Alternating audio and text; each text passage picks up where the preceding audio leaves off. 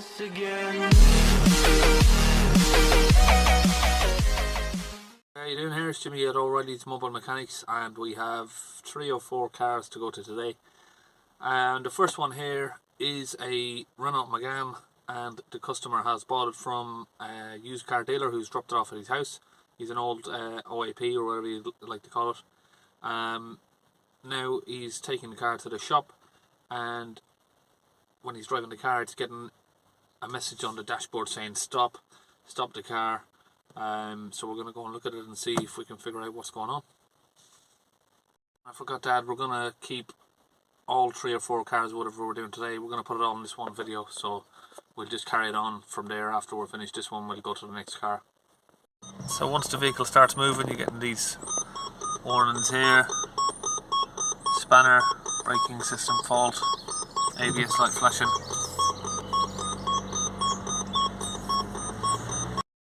Doing a diagnostic scan, we're going to go into the ABS here, see what codes we have.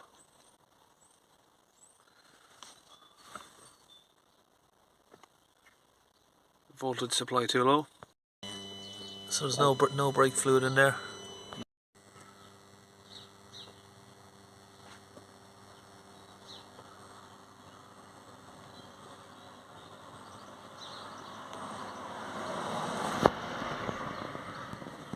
I had a Fiesta before, but I couldn't get the wife's wheelchair in it. Yeah, just going to fill this brake fluid up. So I turned around and sold that and got this, because it's spacious, but brake fluid's very low. So I've cleared all of the fault codes just to see if they're going to return. And we'll take it on a quick little drive again. That's just beeping from a seatbelt. One you notice is when you press the foot brake, the pedal is slowly dropping. If you keep holding it, it's just dropping and dropping all the way to the floor. But the good news is the warning lights have disappeared, so I think that was maybe just related there to the brake fluid being very low. The voltage issues I'm thinking is just unrelated. He's just bought this from a car dealership, and it's obviously maybe been parked up for a while, so those voltage issues would have been logged. And you can see that someone's just put a new caliper on the rear, and they've done the brake pads there, and they've cover slipped the back of the pad for no reason, but they didn't change the discs. I don't know, in your opinion, do you think they should have been changed at the same time? I'd probably say yeah. It's had new brake discs on the front, so they've obviously been working on the brakes, but they've left some air in the system. So we're going to start it up, take it for another little quick drive, make sure everything's okay. It's a shame really, this guy's just bought this car, and it's literally been his first journey. He hasn't left home in over 2 years, he's told me. This is his first journey out, and he's already had a problem with the car. He's just bought the car and took it on the first journey, and now he's got this problem. He's been phoning the dealership who he bought it from, who've been promising to send someone out, but they haven't. He's been waiting a few weeks, so he's just called me out to have a look. So we'll take it for another drive, and hopefully that should be the problem sorted. But that's the problem sorted with the lights there, but we're going to have a look at the brakes and bleed them up. Okay, so that all looks well. I'm going to go back and do a fresh diagnostic scan now that that's all been cleared, see if any sort of voltage issues are returning.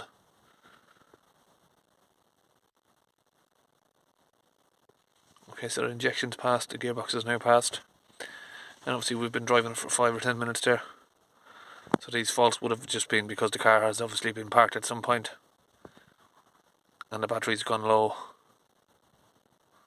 So we're all complete on that Mégane here, and we have bled all 4 brakes up, and now the pedal is solid, so end of story on that one. Now we'll go on to the next car. We have a Vauxhall Astra to go to. See you soon. I'll give you a bit of story on this Astra. He has had someone one of his friends, he said, put the brake discs and pads on his Astra car. The original brake pads fell out, and then he's tried to drive it down the road. He had some problems, he couldn't put the brake disc back on. trying to drive it down the road to get it to a garage, and of course he didn't make it a couple hundred metres. He now has no brakes, the car's roadside.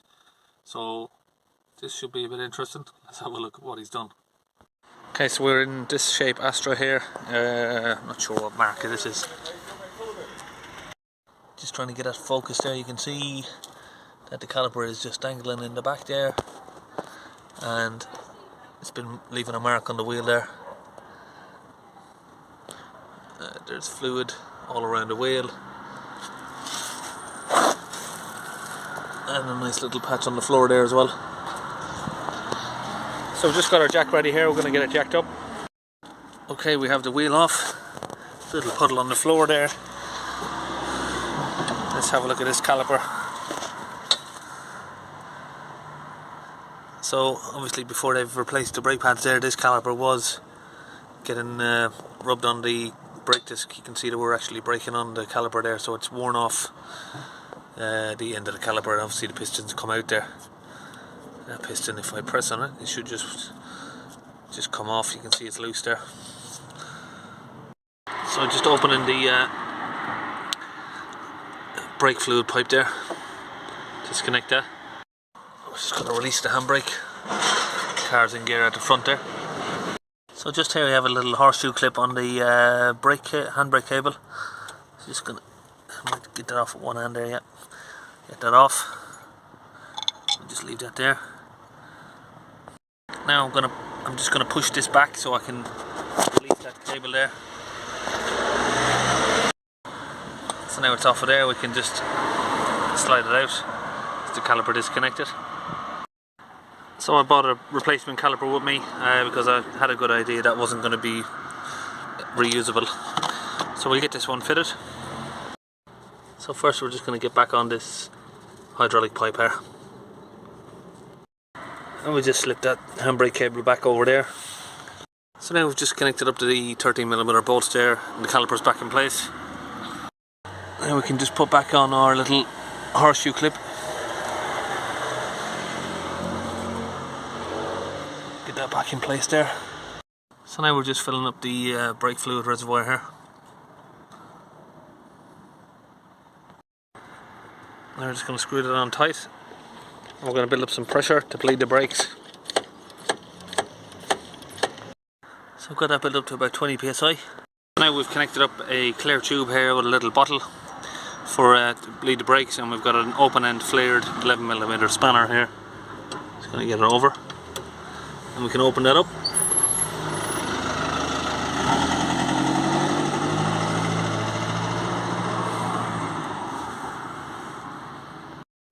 And we'll start to see some bubbles coming up. Very dark coloured brake fluid there.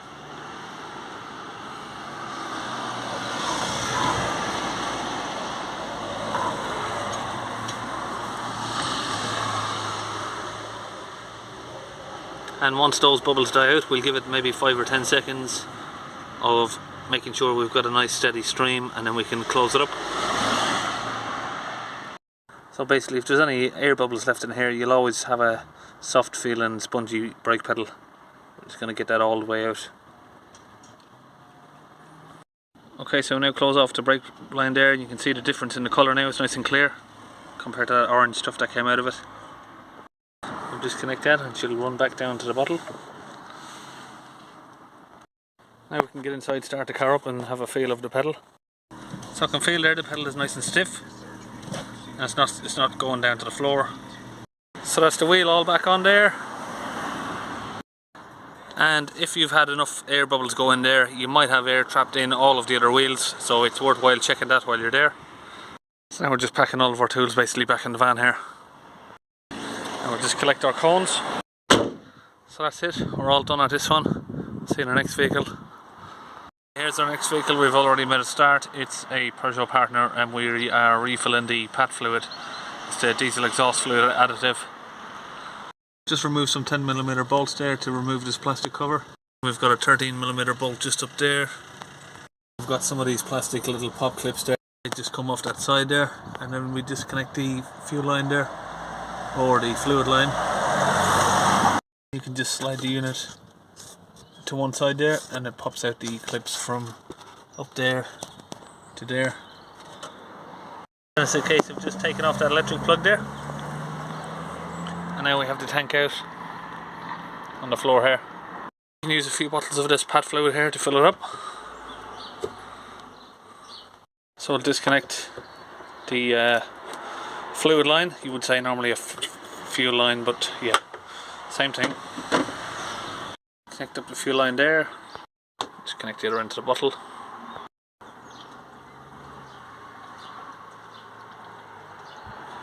And you just gravity feed its way in. Sorry. Let's put the bolt back in. And just over here we've got the plug and the fuel line there back together.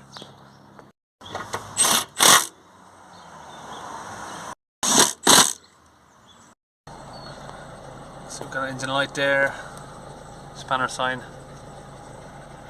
and it's done 65,000. So just running the diagnostic scan there. It's found some faults in the engine, but I'm pretty sure some of these do have a separate module just for the pump and that tank. There we are, there we have that additive pump. So we're just going in to read the codes.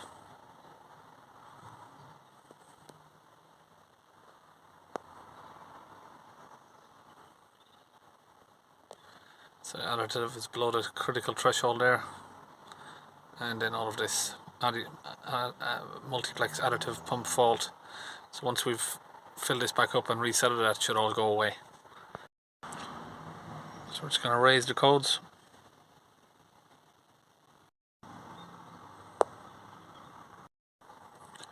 Code of special functions,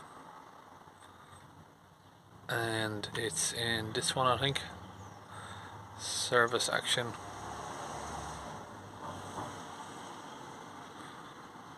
Work on the emissions.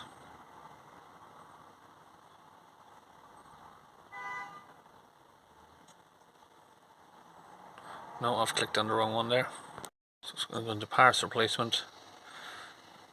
Emissions control again. Fuel additive pump.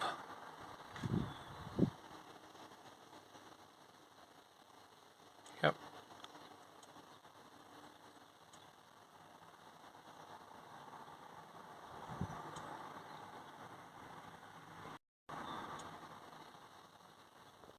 Okay, so after about 5 or 10 minutes there of adaptions, that's done. Now if we go back to the trouble codes, they should be cleared. Yep. Just clearing them without doing that adaptions doesn't work. The codes will just return straight away.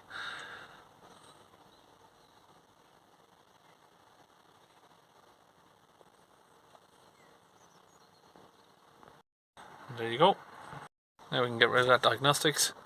Start the van up.